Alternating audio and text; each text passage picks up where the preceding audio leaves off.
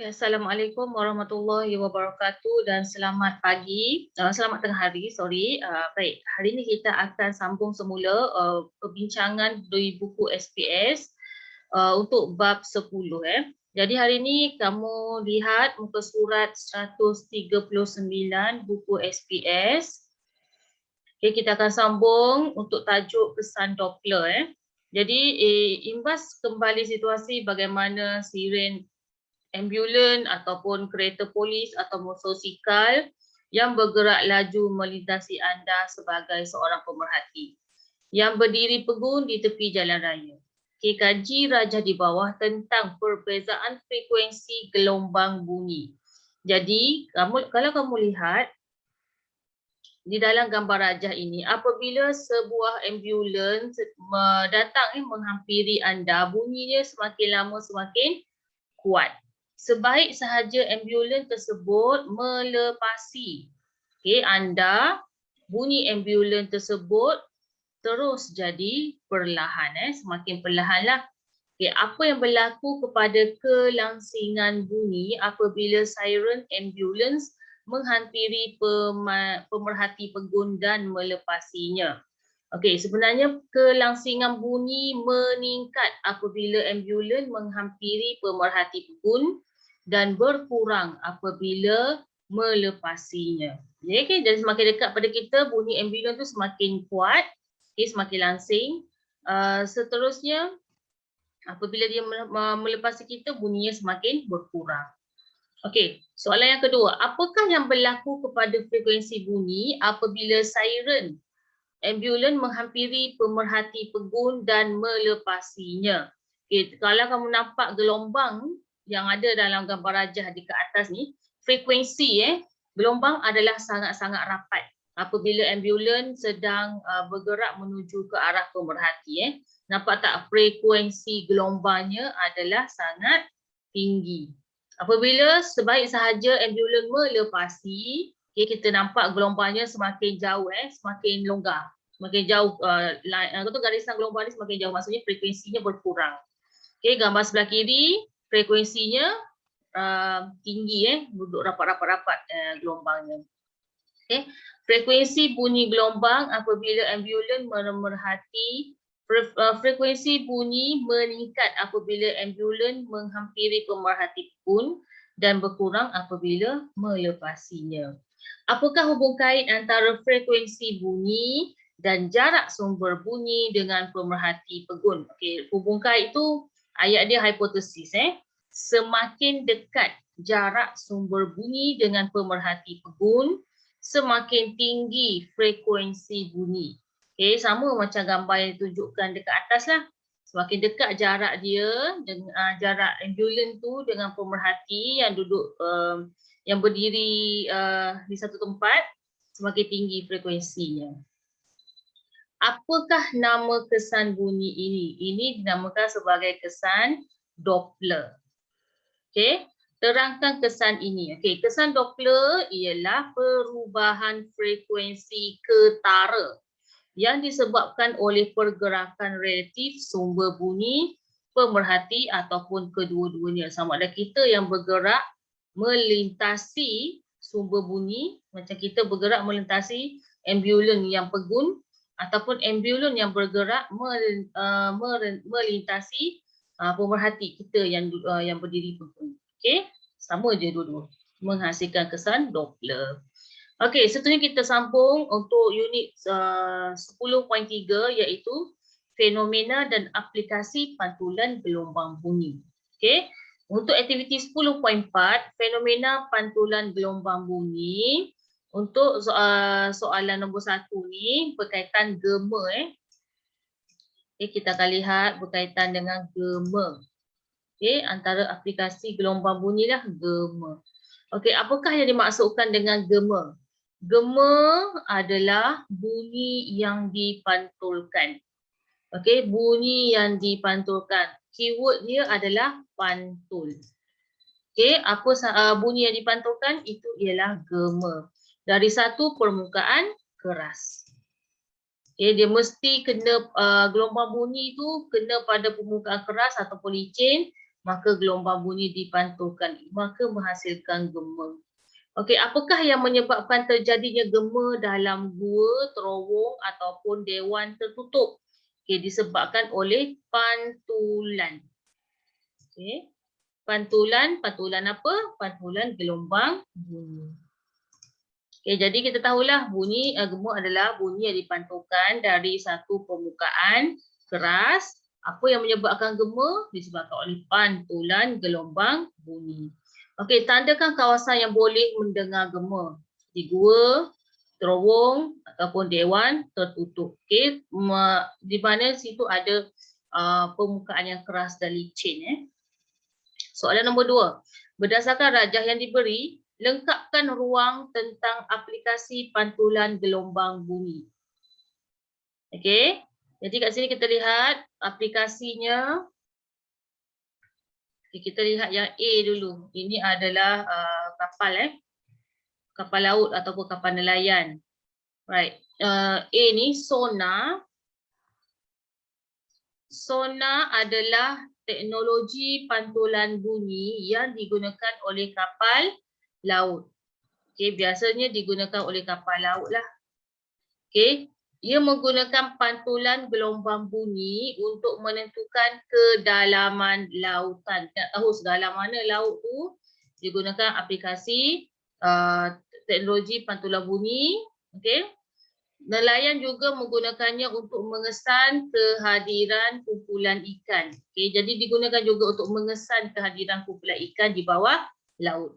Jadi yang pertama adalah untuk menentukan kedalaman lautan. Yang kedua adalah untuk mengesan kehadiran kumpulan ikan. Okay, itu kegunaan sonar pada kapal laut. Seterusnya kelawar. Okay, kalau kamu lihat kelawar ni, dia terbang. Mata dia tak nampak sebenarnya siang hari kan ataupun malam. Jadi digunakan sonar ultra bunyi untuk mengesan kehadiran ataupun untuk menentukan arah pergerakan dia. Okey. Kelawar dan juga ikan lumba-lumba menggunakan gelombang ultra bunyi untuk menganggar jarak.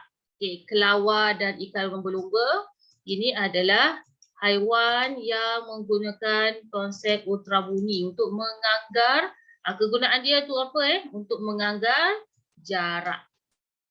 Okay, yang pertama kegunaan dia adalah untuk menganggar jarak semasa terbang dan juga untuk memburu mangsa. Okay, ada dua kepentingan ultra bunyi ini kepada kelawar dan juga ikan lumba-lumba. Okey, seterusnya kita lihat C. Ini adalah ultra bunyi ataupun ultrasound yang digunakan untuk melihat bayi di dalam kandungan, janin di dalam kandungan. Okey, pantulan gelombang ultra bunyi dalam badan boleh membolehkan organ dalaman atau fetus dilihat untuk analisis perubatan. Jadi digunakan untuk apa? Untuk melihat organ dalaman dan juga fetus. Jadi ultra bunyi digunakan untuk melihat organ dalaman. Kalau contohnya tangan patah ke, kaki patah ke kan. Jadi kita nak lihat apa yang patah, mana lokasi yang patah kita boleh lihat Ataupun organ dalaman yang tidak berfungsi dengan baik pun boleh menggunakan aplikasi ultra bunyi. Fetus dalam kandungan juga boleh gunakan ultra bunyi. Okey. Untuk dianalisiskan perubatan. Ini kegunaan perubatan ya. Baik, 140 dah. Kemudian kita lihat kita dah habislah topik semua 10.1, 10.2 dan 10.3. Sekarang kita lihat praktis pengukuhan untuk muka surat 141 ya. Baik. Bahagian A, Encik Halim mendapati rumah kosongnya menghasilkan gema apabila bercakap. Bagaimanakah Encik Halim dapat mengurangkan gema dengan berkesan? Okey, mengecat dinding dengan cat putih. Tak ada kaitan nak cat lah warna apa pun sama juga kesannya. Okey, melapisi dinding dengan jubin. Okey, jubin ni licin, keras, maka lebih bergema. Melapisi lantai dengan pemaidani. Yes, pemaidani ni lembut, dia berongga dan juga dia kasar. Menambahkan ketinggian rumah pun sama, tak jadi apa. Okay, soalan nombor 2, antara gelombang bunyi yang berikut yang manakah menghasilkan kelangsingan yang paling tinggi? Okey, kalau nak sebut tentang kelangsingan, dia kena relate dengan frekuensi. Okey, jadi mana frekuensi yang tinggi? Nak pitch yang tinggi, pitching yang tinggi, kena frekuensi tinggi. Frekuensi tinggi itu maksudnya gelombangnya banyak. Kalau yang pertama ni kita lihat berapa gelombang? 1 gelombang, 2 gelombang je. B ni 1, 2, 3, 4, 5 gelombang. So ini paling banyak lah kan? So jawapan dia B. Okey, soalan nombor 3. Antara tempat berikut yang manakah tidak menghasilkan gema? Yang tidak menghasilkan gema, kalau terowong ya, gua ya, dewan teater ya. Okey, yang tidak menghasilkan gema adalah dewan teater, tidak menghasilkan gema dewan teater dengan padang besar. Dewan teater tu macam sinema lah. Sinema kan dia dibina kerusi-kerusi yang lembut. Okey, di dinding dia pula pasang polisterin kan ataupun span untuk menyerap bunyi. So 3 dan 4 lah jawapan dia. B Okey, section B. Bahagian B. Soalan nombor 1. Lengkapkan jadual dengan perkataan Q dan R dalam petak yang sesuai tentang gelombang bunyi berdasarkan rajah 1. Okey, kita lihat ya. Bunyi gelombang asal dia adalah yang macam ni lah. Okey. Seterusnya pergi pada P. P tu kalau kita lihat dia lebih tinggi, betul tak? Dia punya amplitude dia lebih tinggi berbanding Q. Kalau R pula, frekuensi dia lebih rendah berbanding S. So mana yang paling sesuai tentang gelombang bunyi? Okey, kalau P kenyaringannya bertambah sebab dia punya amplitude dia tinggi tinggi amplitude. Ketinggian dia adalah tinggi berbanding Q. Kalau Q ni kenyaringan berkurang. Kalau S kelangsingan bertambah. S langsing bertambah sebab gelombang dia adalah banyak. Okey. Kalau R kelangsingan berkurang sebab gelombang dia adalah satu je. Okey, sikitlah kelangsingan dia. Kelangsingan berkurang. Okey, B. Isi tempat kosong untuk melengkapkan pernyataan di bawah. Okay, frekuensi ialah bilangan getaran bunyi yang dijana dalam masa 1 saat. Okey, apa yang dimaksudkan dengan frekuensi ialah bilangan getaran bunyi. Okey, bilangan getaran bunyi yang dijana dalam masa 1 saat. Itu yang dimaksudkan dengan frekuensi. Okay, kelangsingan pula ialah ketajaman suatu bunyi. Ketajaman tu kuat atau slow. Okey, bunyi keras ke bunyi yang lembut. Itu kelangsingan. Baik. Baik, bahagian C.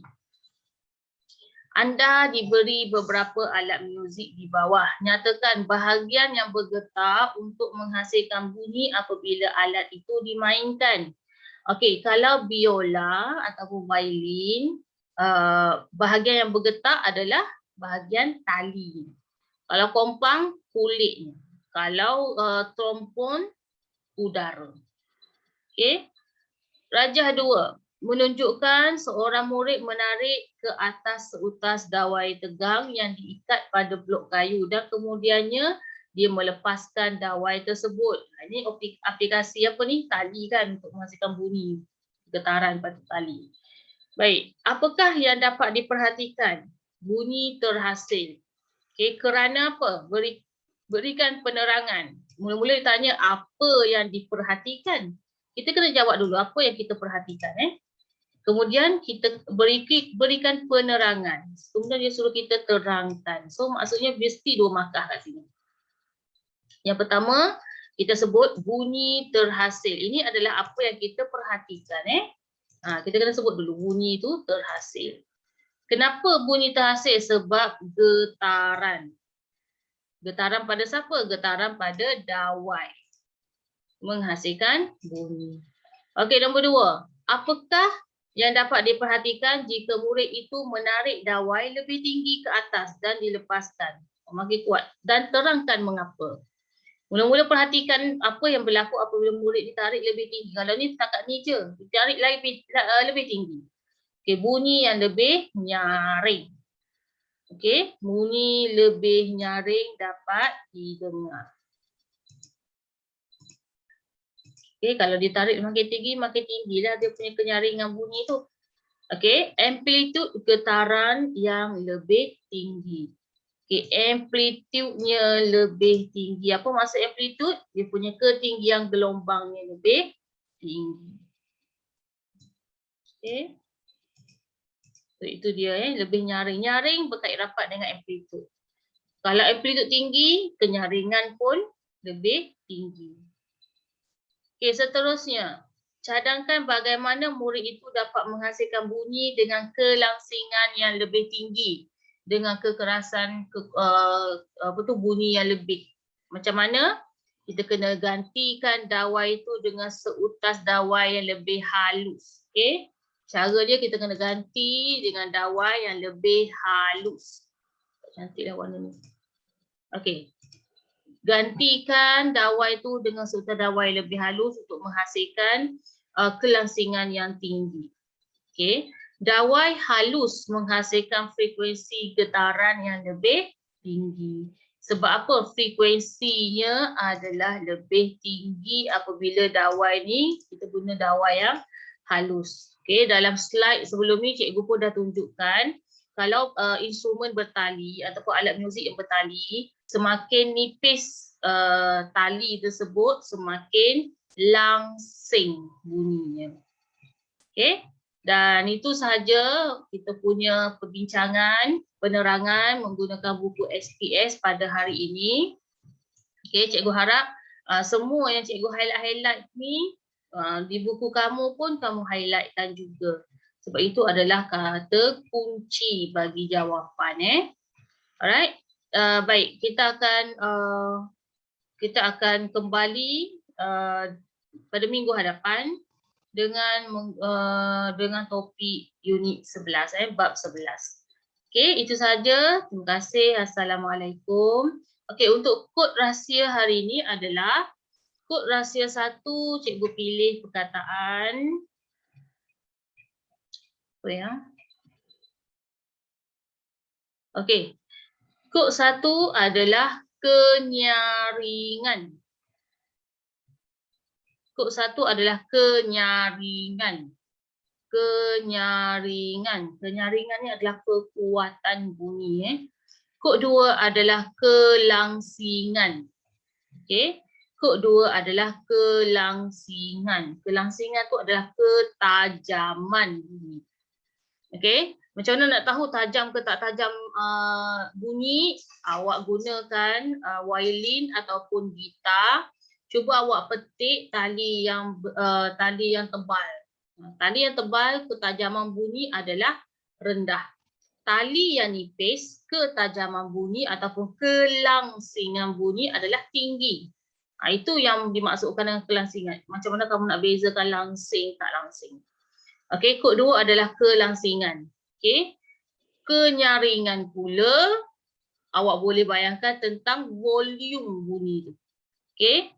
Volume bunyi, kekuatan bunyi, rendah ke perlahan. Kalau kamu pusing volume down, kamu akan dengar bunyi yang perlahan. Kalau kamu upkan volume, kamu akan bunyi yang kuat. Okey, itulah beza kenyaringan dan kelangsingan. Okey? Jadi, cikgu harap semua dapat isi link kehadiran Pumahadir. Kod 1 kenyaringan, kod 2 kelangsingan. Ingat, kenyaringan berkait dengan amplitude. Graf tu tinggi rendah. Okay. Kemudian kelangsingan pula berkait dengan frekuensi ataupun bilangan gelombang. Okey. Baik, itu sahaja untuk bab 10. Kita jumpa lagi untuk bab 11. Terima kasih. Assalamualaikum.